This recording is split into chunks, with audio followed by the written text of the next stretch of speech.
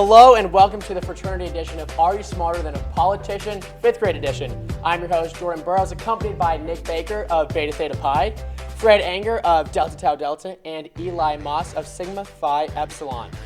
The rules are simple, guys. First one to ring in correctly gets a point, first one to 5 points.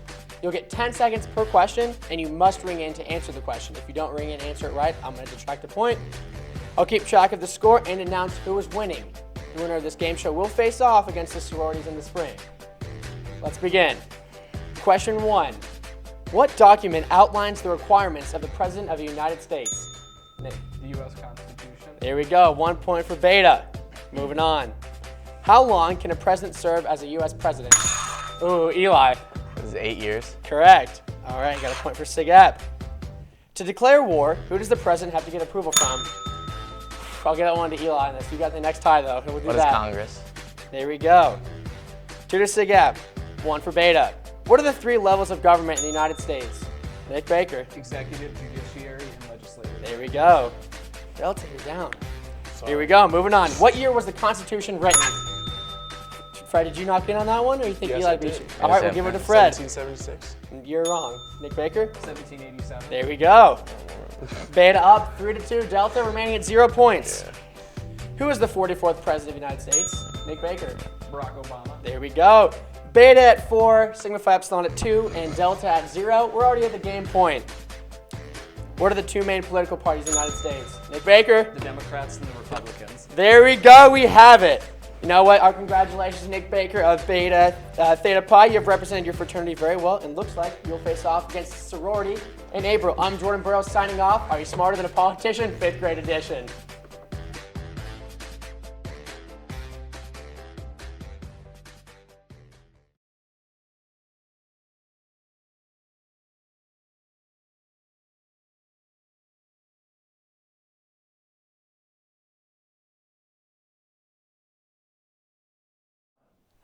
Hello, I am David Shelton, and welcome to Angles.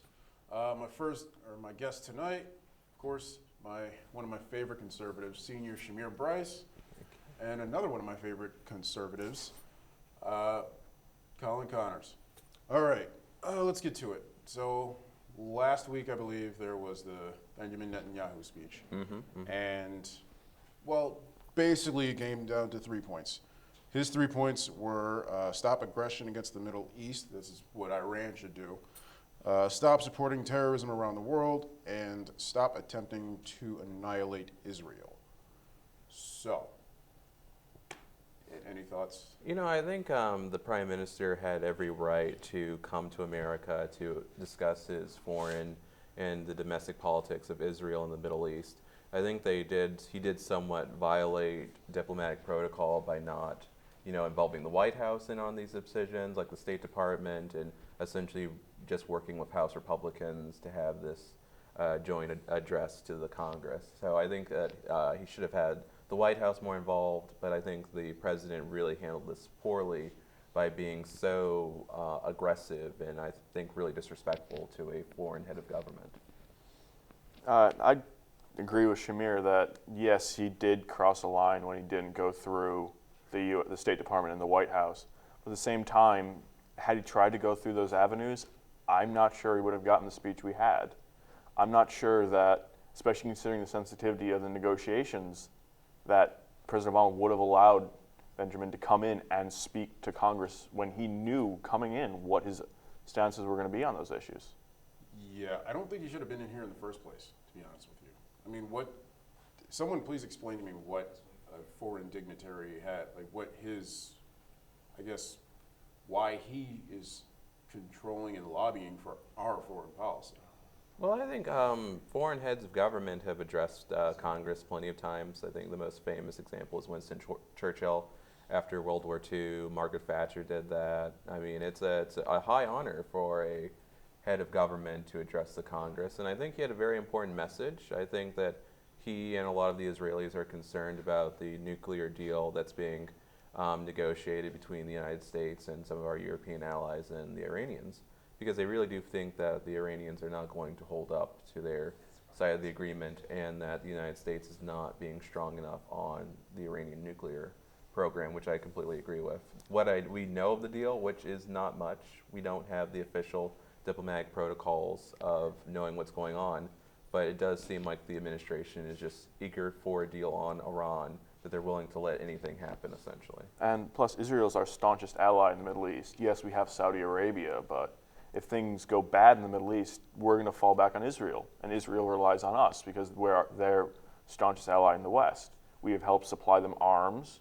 We are one of the few nations who still actively trade with them, or even considering some of the things that happen in Palestine. Can you see why we're one of the only nations that still trade with them? Is because they completely screw Palestine over day after day. But they have offered local rule to the Palestinians. They have the Palestinian Authority, but at the same time, you have groups like Hamas and Hezbollah, which are actively seeking the destruction of Israel. They're a nation of 6 million surrounded by 60 million. They are a nation in arms because that's the only way they can survive in that region. They've been to war twice, one of which was on one of their highest holidays they were attacked on. This is a nation that is fighting for its survival, and the fact that they can't guarantee our support scares them. I feel like as much damage as they've done, I mean, they've done a pretty decent job of surviving. I mean, they've been destroying. Well, yeah. I mean, I think Israel's really, the reason they're in that strong a position because they really are one of the strongest economies in the Middle East, which is something based off of the amount of oil wealth that they're one of the most open, most capitalistically involved economies in the Middle East, and they have a really powerful position because of the strength of their democracy and their society. So I think Israel, of course, needs to have the right to defend themselves, and especially against a country that has said that they want to wipe Israel off the map on numerous occasions, who have denigrated the Jewish people and have, promoted states' acts of terror against them for decades. The United States has done the same thing against countless Middle Eastern countries. What's your point? We don't sponsor terrorism. We actually promote counterterrorism. So that's just terrorism. It's not terrorism. It's yes, actually defeating people who want to kill innocent men, women, and children, Muslim, Jewish, and Christian. What do you call the Iraq War? The Iraq War was fighting for freedom. Yeah, the Iraq War was the creation of ISIS. Well, no, ISIS. That's a different we also storyline. And when we also got rid of Saddam Hussein, we did that completely. Like we weren't within our authority to do that. Well, actually, the United Nations. One thing I do want to talk about is just how can I put it? Well, what the Republicans did by bypassing the president. Just a quick question: if the president had done this, do you think that? To me personally, if he had done this, the Republicans would be calling for his impeachment. On having someone speak, or yeah, bypassing Congress, ignoring Congress completely, and having a foreign dignitary speak to try to influence our foreign policy. Well, the president has shown a compelling disrespect for the rule of law. I mean, he's essentially done immigration reform without legislation by deferring action on the deportation of illegal immigrants. He has done a lot of executive actions that at best can be seen as unconstitutional. So, plus, again, this is kind of when the president pushes, Congress will push back. This is Congress pushing back. The president said, I'm going to get into legislation. I'm going to use executive orders to start legislating. Congress is going, well, fine then. We're going to start chucking our head into more foreign policy issues. You come take off our plate, we're going to take off yours. The thing is that he's had to do that. Everything he's tried to get done has been blocked. Pretty much everything. So he's had to go to executive well, that's the part of democracy. It's like you bring a proposal, it goes to a vote, and if you don't win, you don't win. I mean, there was an immigration reform package that passed the United States Senate. It didn't pass the House of Representatives. And instead of working with Republicans to get a compromise piece of immigration material, he just decided to do something out of the Department of Homeland Security. He's tried to work with Republicans, though, and I mean, I think President Obama has shown a compelling ability not to have worked with Republicans starting from day one. When he had strong Democratic majorities in both houses of Congress, he instantly dropped the bipartisan spirit of his campaign and decided to ram everything through a Democratic supermajority. When was this? At 2008, 2009, 2010. So what happened when the Republicans said we're just going to be the party of no as soon as he got elected? Well, I think that some people did say they wanted to be the party of no because the president, he was very aggressive and he was very strong-willed on promoting his liberal agenda. It was before he even got elected. He was president-elect when they said that. What liberal agenda? He barely had an agenda. I mean, it's in politics. I don't think it should be expected that the opposition is just going to put their arms around your agenda. I mean, in Britain, there's a concept of the loyal opposition. It's like the Conservatives or the Labour Party don't like a vote for or want anything that the opposing government wants. It's a part of their constitution that they are the loyal opposition to the government. And if you look at under Clinton, you had Newt Gingrich, and he had a Republican Party of no, but they still passed a great deal of legislation because they said the Democrats came forward and said this is what we want. The Republicans said no, this is what we want. Then they sat down. There was a vast difference between who was president back then and who's president now. Yeah, well, Bill Clinton could lead, but President Obama can't. Bill Clinton was also white, and Barack Obama's black. And that's probably the majority reason of why the Republicans hate him. See, but also, I think this kind of... I love how you laugh at that. Because it's not true. Okay, I have some things about that. This was a 2010 poll. 63% of Republicans thought that Obama was a socialist. 31% of Republicans believed Obama was, quote, a racist who hates white people. 36% of Republicans believed Obama was not born in the United States. 24% of Republicans believed Obama wanted the, quote, terrorist to win. And 21% of Republicans believed ACORN, which is the Association of Community Organization for Reform Now, stole the 2008 election. I don't think any other president has had to deal with the opposition thinking those types of things about him. But those are all minorities within the Republican Party. Yes, I agree that that is startling numbers, but those are minorities within the Republican Party. Except for the first one, that was 63%. Except for the first one. All the other numbers are below 50%. That means a majority of the Republicans do not think that way.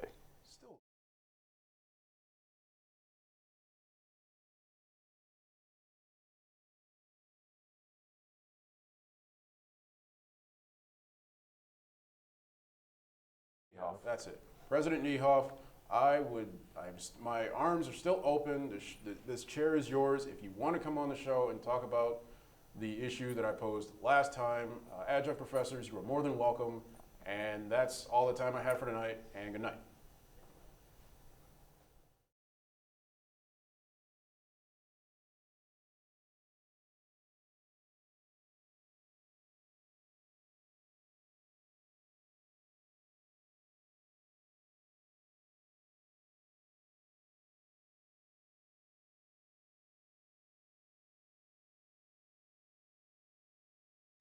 Three French Olympic medalists died earlier this week in a helicopter crash. Gold medal winning swimmer Camille Muffat, boxer Alexis Vastine, and sailor Florence Arruzad died along with 7 others when their 2 helicopters crashed in Argentina while filming the popular reality show Dropped. Secretary of Security Cesar Anguilo told reporters that the 10 people on board the 2 helicopters died after a collision, saying an explosion occurred and they are believed to have collided. These deaths are the second reality show death in 2 years for French television. A 25-year-old male died of a heart attack caused by physical stress on a survival reality show. The French government plans to look into the regulations for these types of shows. Adventure Line Productions, the show's producers, in a statement to the media said, "We are devastated and share the deep pain with the families and loved ones." The production company plans to launch a full investigation in the future to determine further filming of the show. A Delta airline plane crashed into a fence at LaGuardia Airport this past week. It departed from Atlanta at approximately 9 a.m. on Thursday. 2 hours later, the LaGuardia Airport was experiencing freezing fog and heavy snowfall. The pilot and crew claimed they did not feel any type of deceleration when attempting to land. The National Transportation Safety Board reported that the auto brakes were set to max. The pilot saw that the runway was completely white, but still attempted to land the plane because air traffic control gave a brake action report of good. The plane lost control, causing it to slide into a fence dangerously close to freezing waters. All passengers survived and 23 reported minor injuries. A New York magazine reported earlier this week that former NBC nightly news anchor Brian Williams contacted CBS over talking about joining The Late Show once longtime David Letterman host announced his retirement. This adds to the number of rumors over the past 5 years that Williams has sought out a new position in the late night world. Because of his suspension, Williams is not allowed to speak to the media. Williams, a 23-time guest of The Late Show, said in an email to the New York Times earlier this year that it applies apples and oranges with what he does with his skill set, going on to say he has received several suggestions to join the late night world.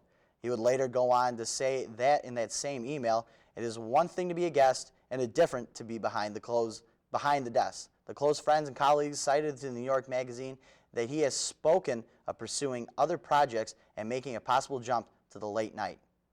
In local news, millions of fire extinguishers made by the brand Kidd are being recalled due to a recent kitchen fire in Elyria. Carol Gresco experienced a fire on her stove in her condo. She attempted to use her Kidd fire extinguisher, but it would not function correctly. She claimed she tried pressing the handle 3 or 4 times and nothing was released. The Elyria Fire Department arrived and put out the fire before it could spread to the other areas of her condo. Elyria Fire Lieutenant Rick Thrasher and Elyria's Fire Prevention Bureau inspected Gresco's extinguisher and found 11 complaints nationwide. These findings helped the Consumer Product Safety Commission to recall millions more of the same Kidd fire extinguishers. A deaf dog named Zora found a new home in Shaker Heights, Ohio, with a 6-year-old deaf child named Mike Gilliam. The family adopted the 2-year-old dog after seeing an ad asking for someone to give it a home. A family friend gave the family the article saying, "Mike is deaf, she is deaf, the dog is for you." The family visited the dog at the Berea Animal Shelter after Zora's previous family left the dog. Zora lived in the shelter for 6 months before her adoption.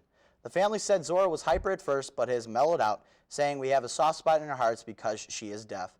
Currently, the family is working with special trainers to teach the dog how to understand hand signals. John Carroll University has officially become part of the IBM Watson Academic Initiative. This will allow students to use a certain cognitive technology that will improve decision-making techniques and lead to growth in the education of healthcare, law, and other fields. Watson interprets information and data similarly to a human rather than a computer.